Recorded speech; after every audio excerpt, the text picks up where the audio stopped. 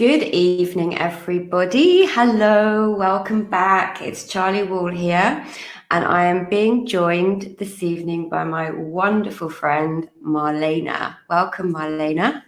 Good evening, everyone. It's lovely to be here. And it's really great to have you. Marlena is a very, very dear friend of mine, and we've done 2 years of our Clarity Coach training together, and I'm just so honoured to have met you. So what I want to say is that this is the final interview in my Mental Health Month series, and I hope you've enjoyed it. Marlena's here to talk to us about stress. And I know a lot of people have issues and struggles with stress. So I'm really honoured that she's chosen to talk to us about this subject. And thank you for joining us. If you're here, I can see a few people are already watching. Thank you, Anna. Anna has said, we both look lovely, which is very, very kind of you, Anna. Thank you. So, Marlena, please tell the lovely people watching a little bit about you. So I became a coach last year following a training, Clarity Coach training. That training, the understanding of how my mind works, how the reality is created, how we actually operate as human beings really changed my life. I was working in a corporate environment prior to that, and I was mentoring and coaching people, but it was pretty much the kind of a business coaching, career progression, helping people achieve better results. Whereas the three principles coaching that I did as a diploma was pretty much based on more personal kind of issues that people might want to help with, and that includes stress, anxiety, anything that we get troubled in life, and that kind of understanding of how we can change how we approach issues, problems, things that might be difficult, not only put me on the kind of a new career path, but also change my life for me too. So it's been an absolutely great journey, and I love sharing that understanding with other people. I love helping people see that life doesn't have to be stressful, miserable. You don't have to be fearful. You don't have to worry. It can be so different. So that's pretty much my journey. Well, I love that, Marlena. I absolutely love what you've just said there. And I have experienced a similar transformation. And I just want to say welcome to Janie as well and Rachel, who are watching with us. So hello, ladies. So one thing, and if you're watching and you're experiencing stress of any kind, please let us know in the comments, and Marlena and we'll probably answer any questions that you have. So maybe I could just backtrack a little bit, and maybe you could talk to the audience about what life was like before you found this understanding, because that might resonate with some of the women. Certainly. So for 17 years, I was working in a corporate environment.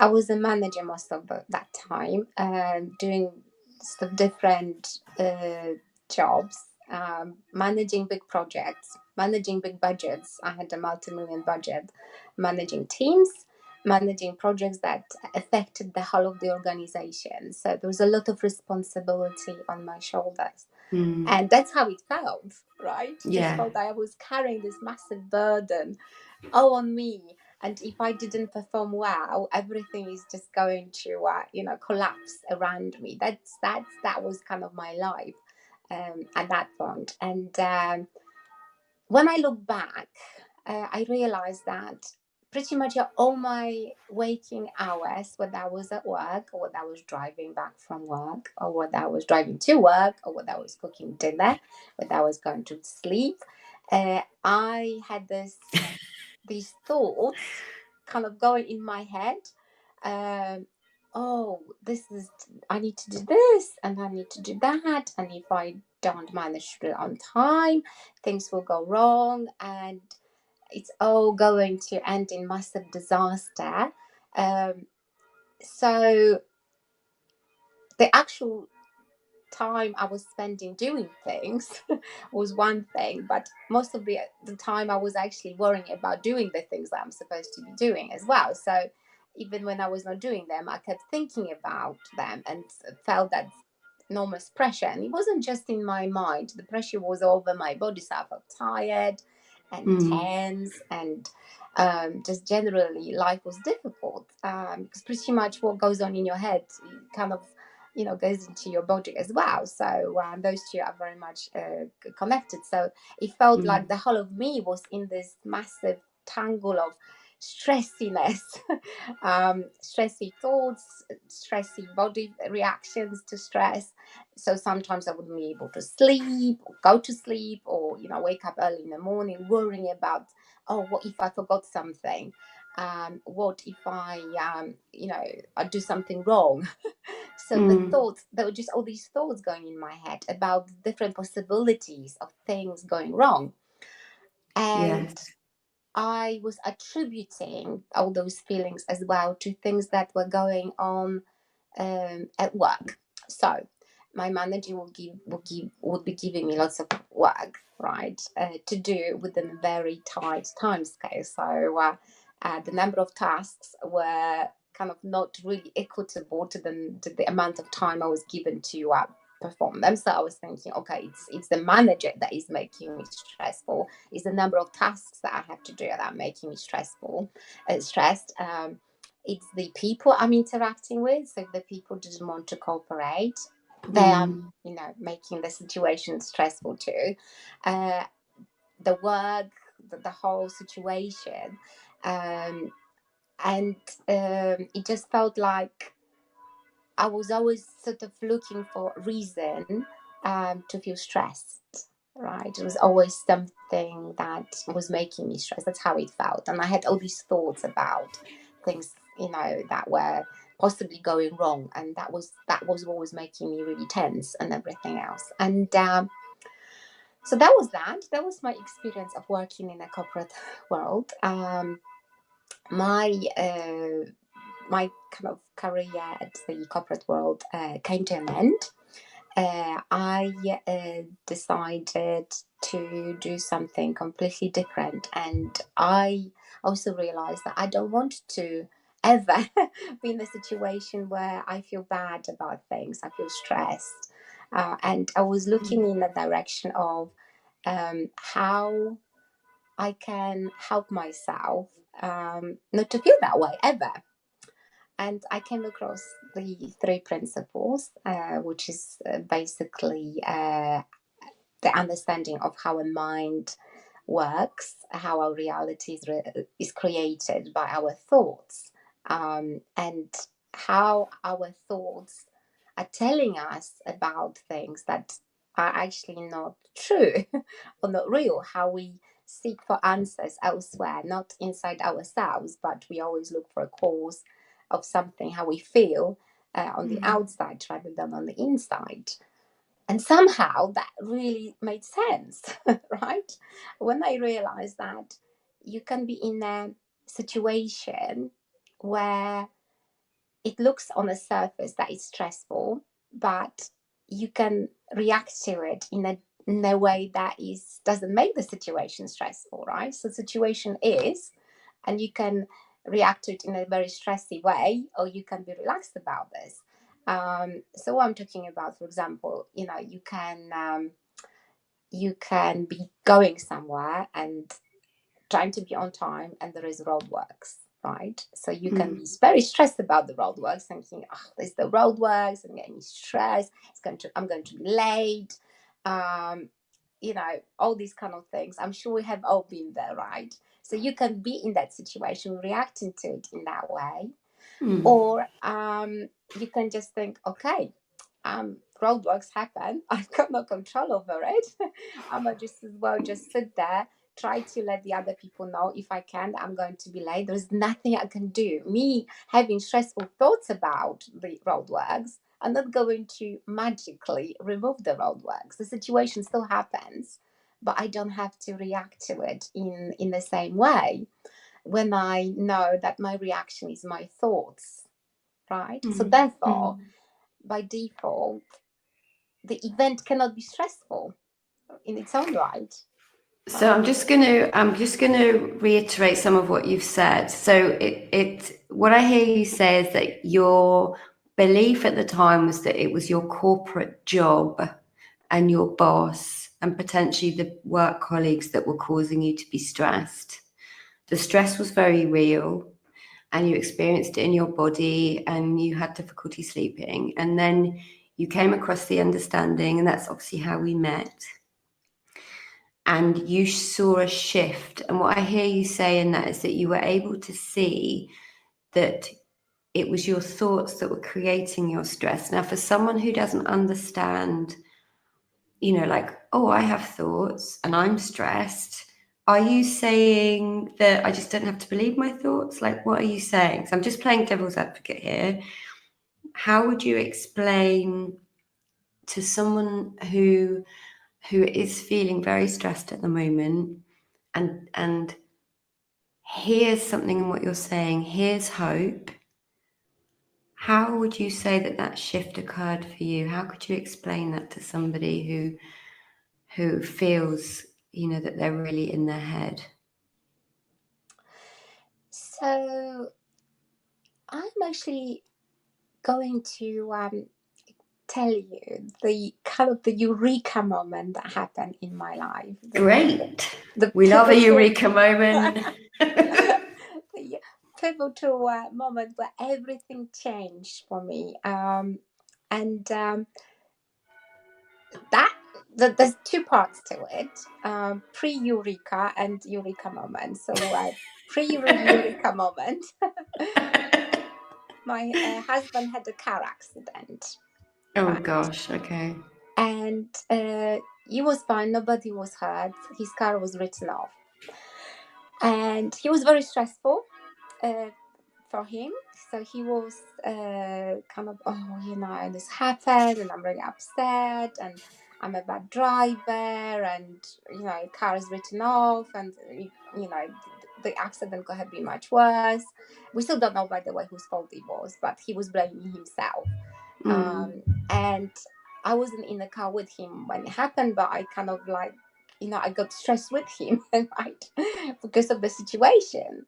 I thought, this is a very bad situation that happened, and no wonder he's stressed, and I'm stressed too, because all of a sudden, we've got all these issues with the car, and the problems. He's kind of lack of confidence, and all these kind of events going on. So I was reacting to it as well, and getting stressed with him too. Fast forward 2 years, when I already had the understanding that events happen and they can make, if we believe that they can make us stressful, then we will react in a very kind of stressy way. We will be stressed, right? Whereas when we have got the understanding that events happen, but how we react to it, it doesn't mean that we have to react in a way that makes us stress, right? We don't have to accept the understanding that events make us stress. If we understand it's our thoughts about the events that make us stress, we can react differently. So the eureka moment, yes. I'm going to tell you about now.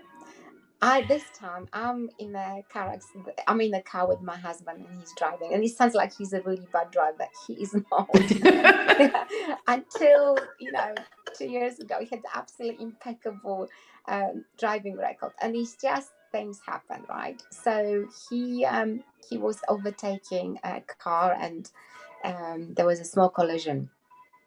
So in the kind of the moment where it happened, it was the initial thing, the tension, this happened. And then I thought, okay, so this happened and I'm experiencing, kind of tension there, the impact of the accident. But let's just think what actually is going on. So as soon as I realized nobody was hurt physically, which is the main thing, right? Because obviously if someone was hurt, then you have to kind of deal with the situation straight away. And that will be a different kind of narrative. And so it doesn't mean that I will have to react in a stressful way to it, but that was my first thing. Is everyone well? Everyone's well. So what remains after that, right? Dealing with the accident was, in the past, I would be, this happened, I'm panicking, I'm feeling bad. I didn't. I remained very calm. Whereas my husband, initial reaction was, oh no, this happened. I'm a bad driver. The car is going to be written off. It wasn't, by the way. So he kind of got tangled up in all these kind of stressful emotions. And he was believing that they were telling him something about what was going on, i.e. that his car will be written off, he's a bad driver, he'll be banned from driving, all these kind of things. None of this was true, right? But because I saw this, and I saw it almost like my previous reactions to stressful situations, stressful in inverted comma, I saw it reflected so clearly in him, because this was what was going on in his mind. And to me, it wasn't. I could see so clearly that he was reacting to his thoughts rather than to the event, right? The event was, okay, we crashed, we need to repair cars, we need to exchange the details, we need to get the cars towed away, sort it out, sort out the insurance. These were the things that we needed to do. The thoughts about it were our own doing, right? No, the accident was not telling us you need to be stressed about the accident, right? I think you made a great point there, and I want to just kind of go over that again, because I think it's really important what you said there about your husband believing that his feelings were telling him something about him, that he was a bad driver, that this had happened again.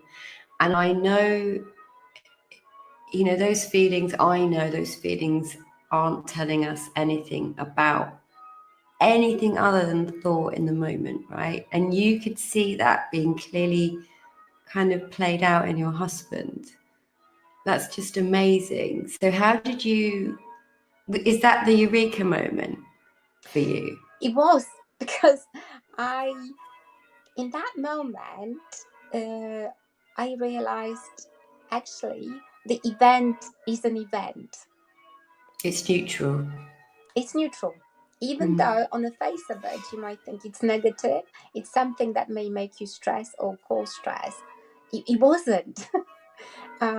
What needed to be done was to, get us safely home, get the car sorted out. And because I saw that so clearly, I didn't get tangled up in my thoughts about the accident, which just happened, right? So there was absolutely no point in going over the accident, right, which didn't happen. Why did it happen? It will happen again. The usual reaction, I used to have to events that were happening, right?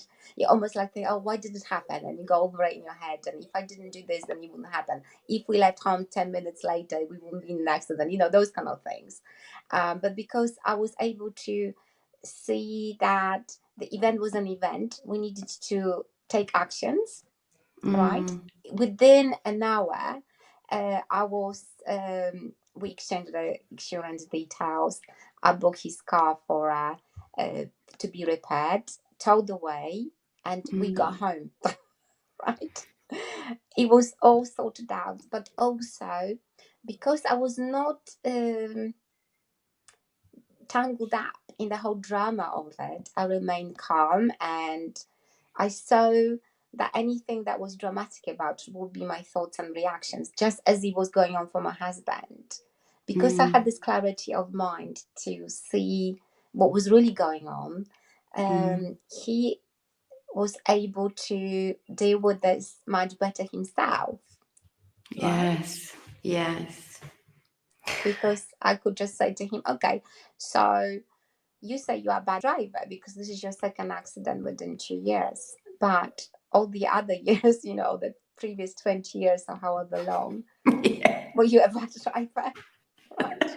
This morning when you woke up, when you drove somewhere else, were you a bad driver?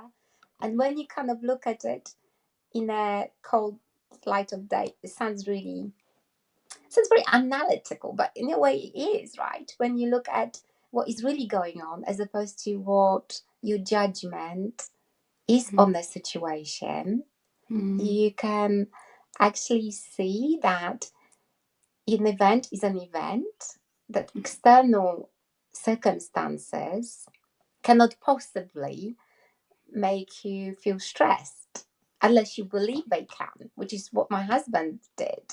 He believed that the accident was making him feel stressed. So he was reacting in a stressful way, whereas I didn't. So I could just take action because I didn't get tangled up in all the emotional drama of possible thoughts going on in my mind, just as opposed to my husband who did. But what I also saw clearly in that moment is when you strip away the judgment on the situation, the worry about the past, and the anxiety about the future, and any kind of critical, fearful, anxious thinking you have about events, the anxiety, the stress just falls away. I love what you said there, and I want to share a story with you. And before I do, I just want to say that Rachel Ann Maguire has said, "Hi, ladies, very grateful for this tonight." And Sheridan has said, "Hello, beautiful women." Hello, Sheridan. Hello, Rachel. On the subject of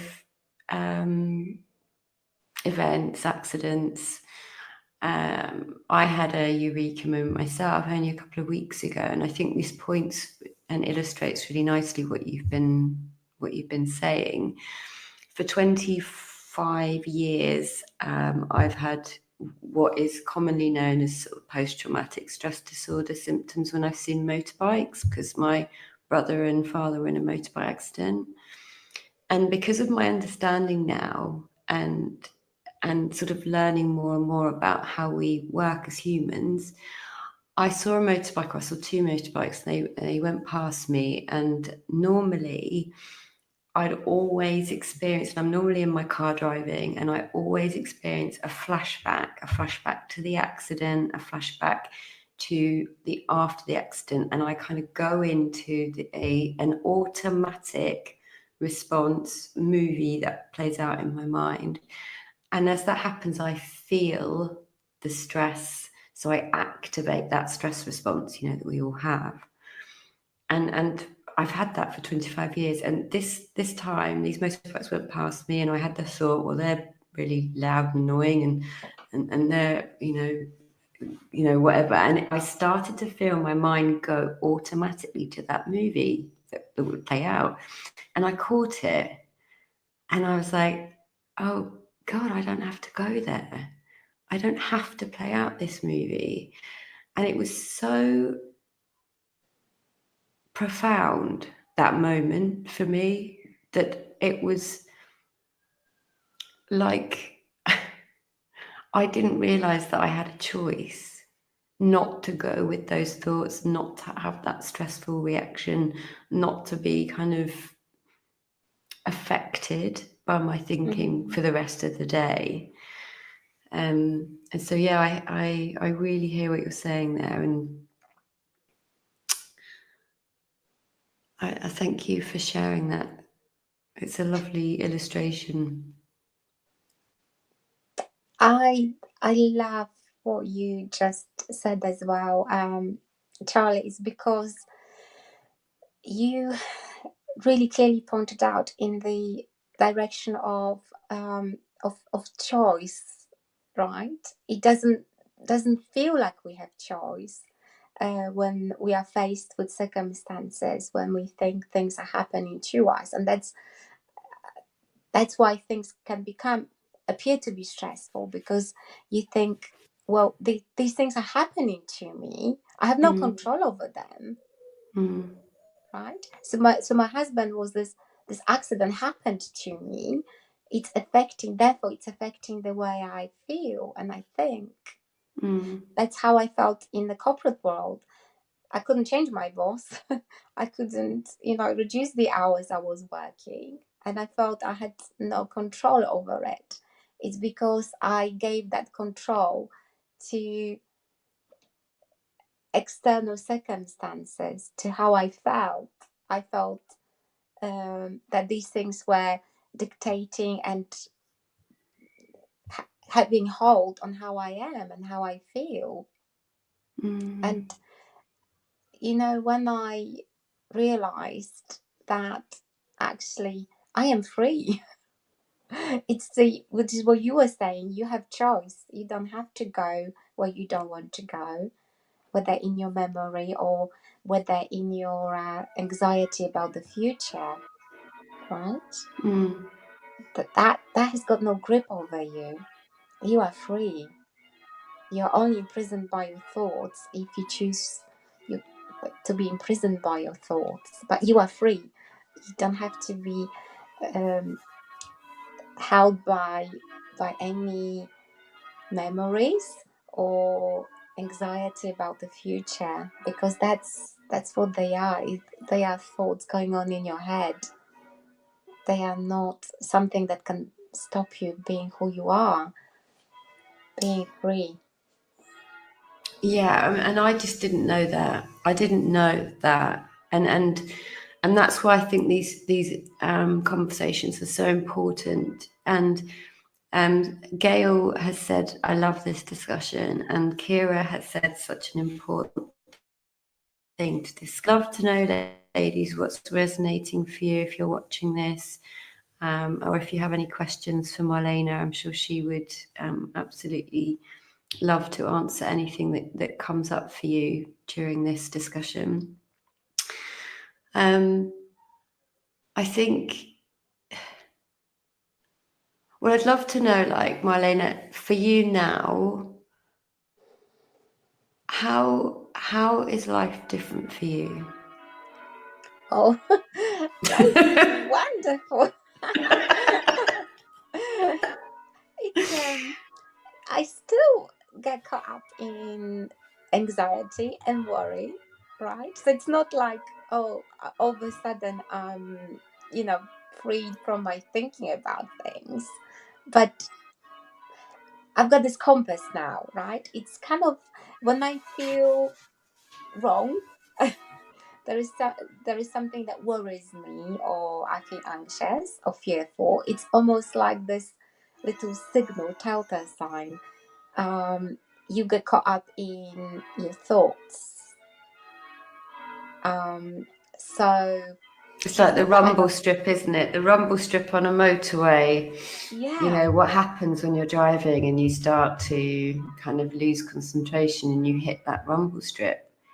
You wake up.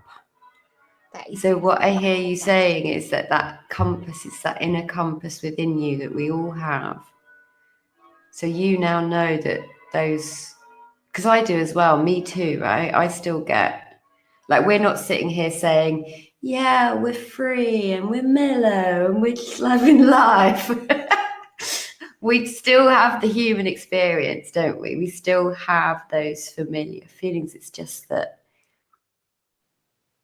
I don't know about you, but I see through them much quicker, unless I don't. well, this is it. I think it's this. I love what you said about the motorway. I still always remember The now. rumble strip. Yeah. So when I feel that, um, it's like this. Yes, okay, it's like a wake up call. What is really going on? And it really helps me to look at what is going on and realize that actually nothing's going on really.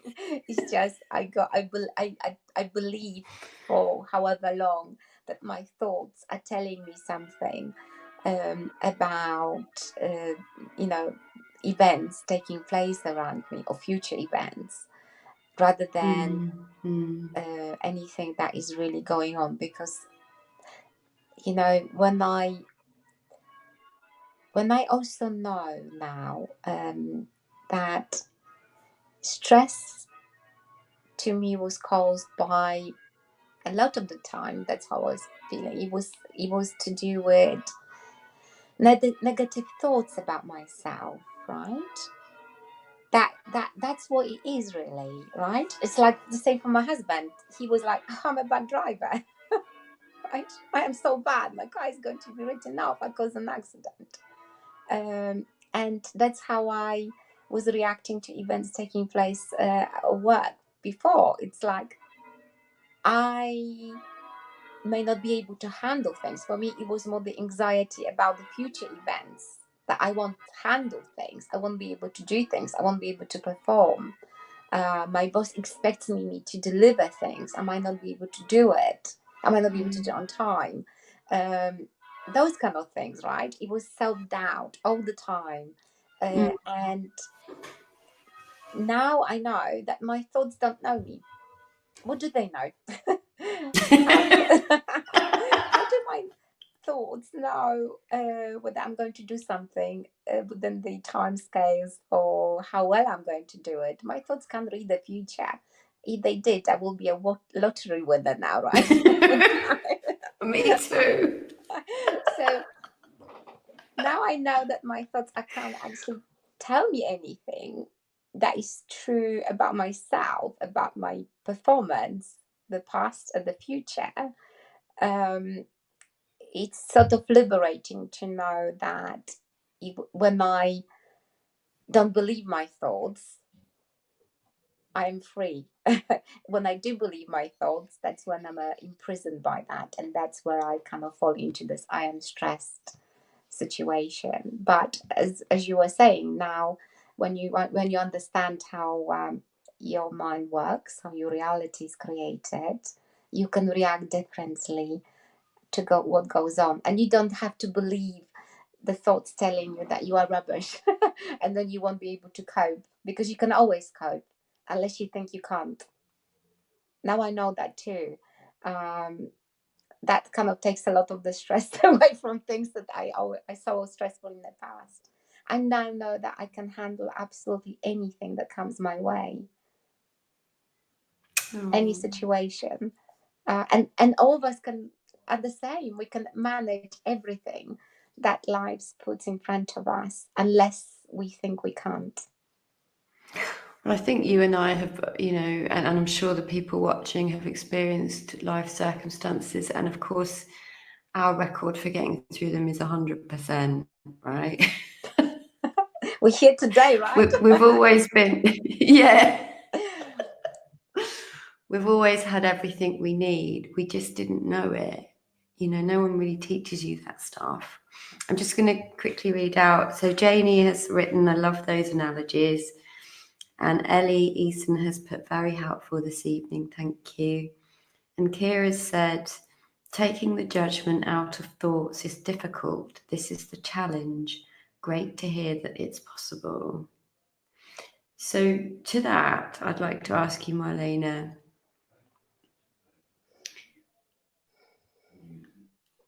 judgment in thoughts, when you get that now, how do you kind of look at that when it's coming in a sort of judgmental, critical form, the thought? So there's several things actually that come to play with this. One I already mentioned, when it's the it's the Rambo strip, right, on the motorway, when you've got this uneasy feeling within yourself.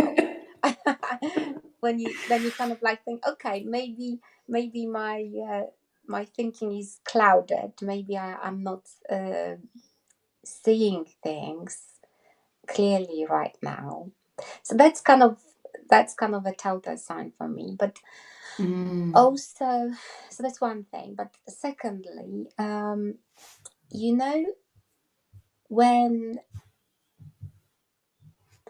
you are living in the past or in the future, that's where the judgmental thinking comes in. When I'm present in the moment, not thinking about the past, not worrying about the future, there is no judgment. In that moment, right now, there is no judgment. I can't judge anything, because any judgment will be about the past or the future. And that Yeah. is another way of, okay, so take a deep breath. And right now, what is going on? Right? When is what you're thinking related to the past or the future? And most of the time it is, right? The kind of the worry and then anxiety. I won't be able to cope, or I didn't handle things well in the past, so therefore I won't handle them well in the future. It's the fear of not being able to cope rather than the actual events. And the fear is what is the reflection of our thoughts. Yes, yes, and the belief that we won't cope. I think that's a real driving force for people. Whilst I think you and I now know we will, we have, and yeah, that kind of leads to the rumble strip, you know. Totally. And Totally. so Rasheen's just written. Now Rasheen's one of my clients, and she's put feeding the fish, Charli. That's the analogy you taught me, which I repeat when those unhelpful thoughts flood in. Stop feeding them and they will swim off. So that's what when I kind of talk about this, the way I try and explain it is if that if you've got a fish bowl on your head. I mean, sometimes it's really difficult to try and explain this, right? So you've got a fish bowl and water, and the fish are like your thoughts, swimming in and swimming out, swimming in and swimming out, and they're calm, right? They're normal little fish. And sometimes we feed a fish, and so more fish comes, and usually the fish that we feed are ones of self-doubt, are ones of fear, are ones of I'm not good enough, or ones of I'm not going to get this done, or like it's whatever our particular flavor of fish is. So I love that you said that, Roisin. Thank you, because I think I'm sorry about the bells, by the way. That is quite. I did ask them to turn it down, but they refused. It makes the whole interview quite serene. But I love the analogy of the fish. I mean, the way I look at it as well, I've got a sort of a similar analogy that I use, is of a stream, water, right? Water flows. These are our thoughts. We have actually no control over our thoughts anyway. They'll come and go. But every now and then there'll be like a stick that kind of flows in that stream and then gets stuck on the rock, and then there'll be another stick that gets attached to it, because then there is a more of an obstacle, and then before you know it, it becomes a kind of quite a big bunch of sticks, and then more sticks get attached, and so it kind of grows. So when you believe that that stick is telling you something about yourself, then another thought will come and will get attached to it and attached to it and attached to it, and you become so big that you live your life through that, through that pile of sticks, as it were. That's a great visual, though, right? That is a great visual, because that is what happens. Those sticks pile up, and that is like the thoughts that we have become sticky and messy, and we can't kind of, flow through them. That's a great analogy. So, and that's that. Whereas when you just think, yeah, oh, there's a stick, you just observe it, it will just, float away. Then yes, just as your thoughts always do, right? You don't always, and we get so many thoughts coming through our heads, about 60,000 per day. Most of them we're not even conscious on. Whereas if we focus on that one thought that's telling us something, oh, you need to be worried about something, then we will. And then we get stuck on this thought, and then other thoughts get attached to it, just as you were saying. And before you know it, you see your world through this understanding of everything is horrible and I can't cope. Yeah, which I was stuck there for years and years. So I don't want anyone who's listening today to go away thinking that stress is just our thoughts. It's just not the message I would like to give to anyone. It really isn't like that. It's our stress is kind of created not by our thoughts. It's just by how we approach our thoughts, right? When we know that the thoughts are thoughts, they'll go away. They always do, unless we get stuck on them and we believe that they are telling us something that is going on, telling us about ourselves, how good we are, and about the future. That's where, issues kind of come up. Not that we have to control our thoughts in any way. It's not about that. Please don't go away thinking, oh, we're telling you to stop having stressy thoughts and then stress will go away. It's not that. Yeah, it's seeing that actually you can't control the thoughts that come in, but they're just energy trying to move through you. The same as, the bells sound nice, says Gail, like that's a thought, but no one's got any attachment to that. So there's no sticks going to stick to that. But, like I'm, worried about work, then that's just a thought. But rather than letting it flow through, we've got no control over the fact that it came in. But rather than go on. And I love, actually, since we're talking about the bells, and that might be quite helpful actually. If I was sitting there thinking, oh, those bells, they are really ruining our interview here, then I would be very stressed about those bells and be thinking they're actually affecting my mood. They control how I react. Well, they don't. Yeah. Yes. So they only come into play. I notice them when my mind just wanders into the bell sound I'm noticing, and most of the time I don't even notice the bells. I'm just talking and having, being present in the moment, focusing on what I'm saying, and having a lovely conversation with you, Charli. Bells don't matter. But it is it's a great example of that potentially playing out in this moment. Like when you or I could have got really stressed and in our head about the bells and been distracted in our mind and not focused. So I think that's a great way of putting it, because everyone can hear the bells, right, for this interview that I'm watching. People might be having annoyed thoughts about the bells, right?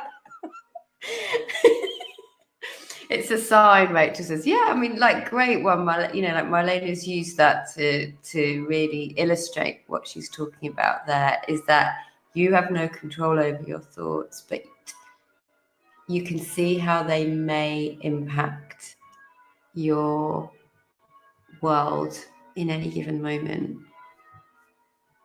Bing. And I know those bells cannot possibly harm me in any way, right? They can't annoy me unless I choose to think that they can annoy me, in which case they will annoy me. So, yeah, which is a great example of stress, which is the topic, right? Stress from the inside out understanding. Your thinking is from the inside out, not the bells are not causing the stress. It's your thinking about the bells or not. So that's a great illustration of your topic, of your subject line for this evening.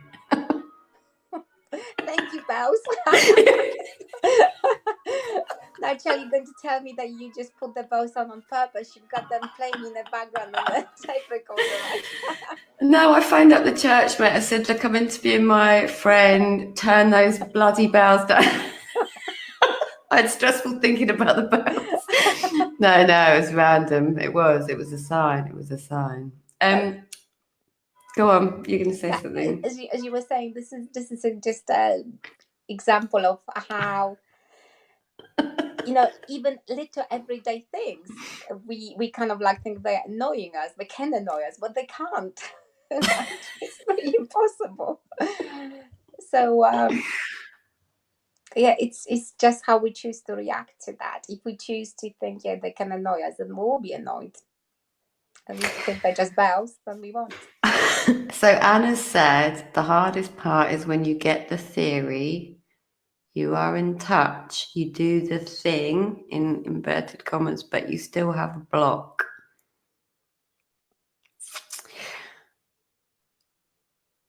So that sounds to me, Anna, and I don't know how it sounds to you, Marlena, but that sounds to me like you're hearing something intellectually and you're trying to kind of get this with your amazing but machine-like brain. So, you know, we have personal thinking, personal thoughts, and I see, the way I see it, we don't have a block. We never had a block. That's kind of old psychology stuff. So what would you say to that, Marlene? I'm going to make this the last question because I'm aware of the time, and I did say to you 40 minutes, and we've been 45 minutes. It's those bells, like, oh, they've vanished. You turned the tape recorder off, right?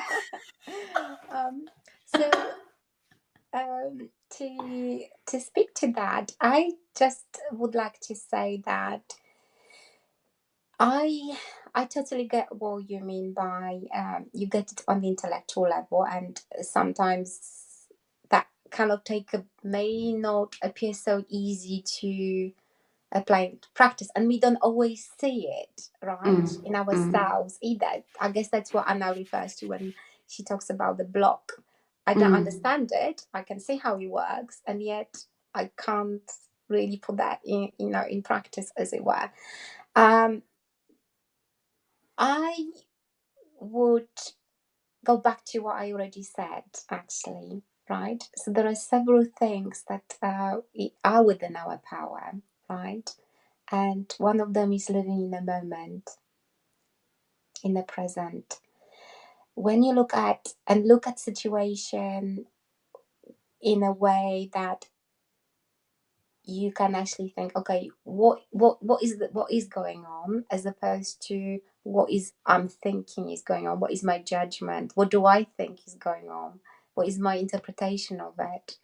When you look at things in that way, to kind of take away the goggles you might be wearing. I'm wearing a stressy goggles, I'm wearing anxious goggles, I'm wearing fearful goggles, and okay, try different goggles, neutral goggles, right? See how that changes the situation that goes on, and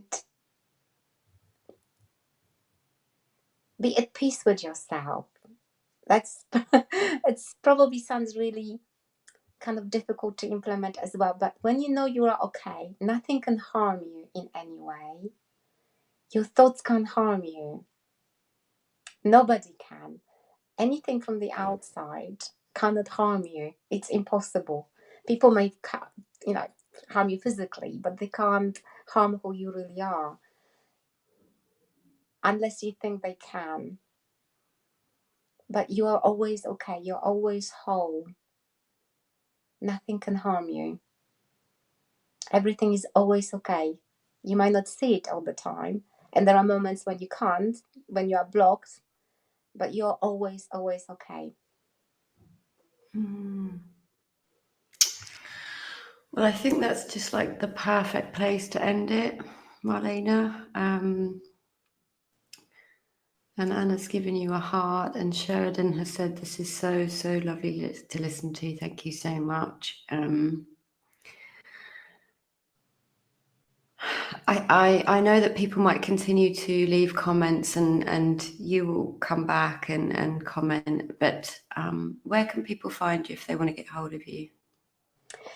They can find me on Facebook, but also on my website, www.resilienceandresults.com. And if people still struggle, I can put some details on Facebook, and you can do the same, Charli, I guess, anyway. So I'm not that difficult to find. I'm Marlena O'Donnell on Facebook, on website, on LinkedIn. And if you want to have a chat, just do so. I'll be glad to hear from you. And I really sincerely hope that you find this interview useful. I really always enjoyed talking to Charli, and it's been a real pleasure doing so this evening. And I would like to wish you all a very, very good evening. Thank you. Oh, you're so lovely, Marlena. And ladies, for those of you that are in She Connects, Marlena's in there as well, obviously. It's a great group. All the best women are. Of course. Thank you so, so much. I love you loads, and we'll talk to you guys soon. All right. Take care. Bye.